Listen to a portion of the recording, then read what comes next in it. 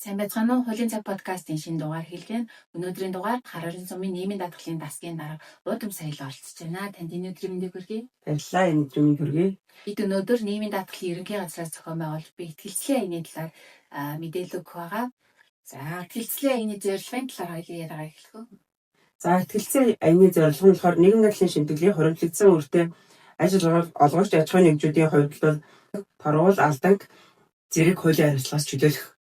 За мөн хугацаатай гэрээ байгуулах, мөн харилцагч банкны дансыг хаахгүй байх, урд нь хаагдсан байсан дансыг нээх, тухайн байгууллагын даатгуулагчийн саатсан байгаа тэтгэвэр тэтгэмжийг тогтоох, за мөн шимтгэлийн үрийг бууруулах гэсэн зорилготой байгаа.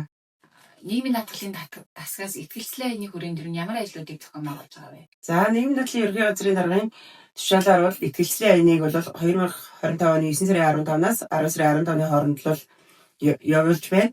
За, энэ итгэлцлийн аяны хүрээнд бол харан сумын хэмжээнд бол нийт ажил олгогч 176 байгууллагаас өртөө байсан 13 аж ахуйн нэгж дээр итгэлцлийн аяныг бол явуулж байна. Энэ итгэлцлийн аяны хүрээнд нийт 13 байгууллага өртөө байснаас 5 байгууллага өөрийн авилгаан бол бүрэн барагдуулсан. За, 4 байгууллагатай бол өөрийн авилга барагдуулах, хэсэгчлсэн бол өөрийн авилгыг барагдуулж гэрээ байгуулсан. За, энэ аяны хүрээнд бол нийтдээ бол 10 сая 670 мянган төгрөгийг бол бүрэн төлөвлөсөн байгаа. Мөн 2 сая 160 мянган төгрөгийг бол хэсэгчлэн төлөвлөлээд одоогийн байдлаар бол 4 байгууллагатай гэрээг байгуулад явж байна. За, үлдсэн байгууллагууд дээр бол гэрээ байгуулах уулзалтын тэмдэглэл хөтлөгч дандаа бол явагдаж байна. Ямар ч байсан бүгднтэй холбоо орой бүгднтэй энэ итгэлцлийн аяны хүрээнд арга хэмжээ авагдаад явж байна.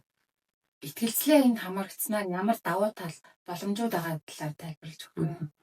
Нийгмийн даатгалын шимтгэл төлөвлөгч байгууллага бол нийгмийн даатгалын ерөнхий хуулиар бол нийгмийн даатгалын шимтгэлийн бол сардаа магтааж төлөх үүрэгтэй. За, эдийн засгийн хүндрэлтэй нөхцөл байдлаас болоод хуримтлагдсан үр авилга үүсгэсэн байгууллагууд дээр бол зөрчлийн тухай хуулиар бол арга хэмжээ авагддаг. За, гэтэл энэ итгэлцлийн аян зохион байгуулснаар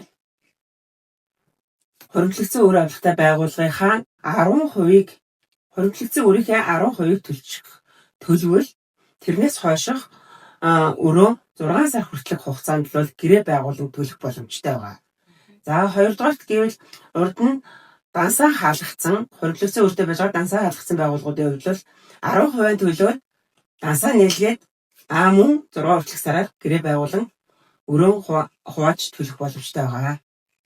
Нийгмийн даатгалын шимтгэлийн өртөө явснаар байгууллага болон албан хаагчид нь ямар хор өршөлттэй байдаг талаар тайлбарлаж өгөхгүй юу? Даатгалын шимтгэлийн өртөө явснаар бол мэдээж ихний ээлжинд бол эрүүл мэндийн үйлчилгээгээ авч чадахгүй, банкн дээр үйлчилгээ авч чадахгүй, өөр гадаад орн руу явуулахад виз хүсгээд бас визний үйлчилгээ авч чадахгүй олон хүндрэлүүд гарч ирэн даатгуулагчдад. За, тэрнээс гадна хамгийн гол хүндрэл бол тэтгэврээ тогтоолгож чадахгүй, тэтгэмжээ тогтоолгож чадахгүй. За, тийм хор хохирлууд гарч ирнэ. Нийгмийн даатгалын шимтгэл төлснөө эдлэх ёстой эрх юм бол эдэлж чадахгүй байгаа.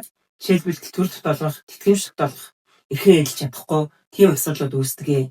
За, жишээлбэл сая манад хуримтлагдсан үртэй байсан нэг байгууллага нийгмийн даатгалын шимтгэлийг төлөөгөөс болж 2 жил тэтгэврийнхаа нэмэлтийг хийлгэж чадахгүй байсан бол манай дээр хэсэгчлэн төлөөд гэрээ байгуулснаар тэр тэтгэврийнхаа нэмэлтийг хийлгэх хэрэгтэй болж өргөдлөө өгсөн байна.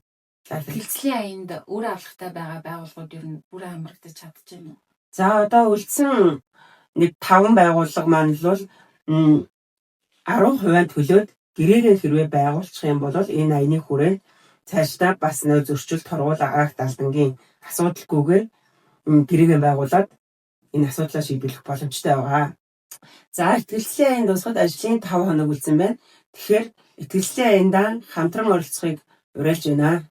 За, бидний урилгыг хүлээж авч үлдсэн баярлалаа. Ажилтны амжилт хүсье. Баярлалаа.